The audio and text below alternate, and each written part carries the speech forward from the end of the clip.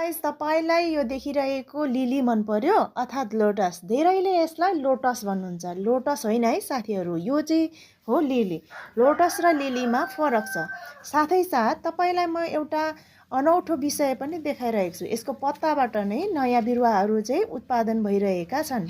यसलाई हामीले महँगो प्राइसमा बजारबाट किनेको हो र यो हाइब्रिड र नन स्टप फुलिरहने फ्लावरमा पर्छ। वर्षैभरि नै यो हाइब्रिड भएको कारणले नन स्टप फुलिरहेको हुन्छ भनेदेखि यसको फुल र सुगन्ध पनि अति नै मिठो आइरहेको हुन्छ।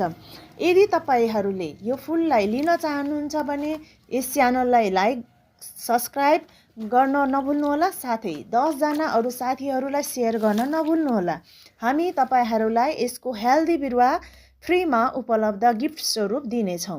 साथै तपाईहरू यदि टाढो हुनुहुन्छ भनेदेखि तपाईलाई डेलिभरको व्यवस्था हुनेछ, तर डेलिभर चार्ज भने तपाईले आफै पेमेन्ट गर्नुपर्ने हुनेछ। र नजिकमा हुनुहुन्छ भने तपाईले यस हाम्रो लोकेसनमा आएर यसलाई रिसिभ गर्न सक्नुहुनेछ। लिलीलाई फुलाउनको लागि त्यत्रो समस्या पर्दैन। सानो एउटा टब लिनुहोस् र उसैमा तपाईले थोरै माटो हिलो मल राखेर चाहिँ तपाईले फुल फुलाउन सक्नुहुन्छ आफ्नो टबमा, गार्डनमा, जहाँ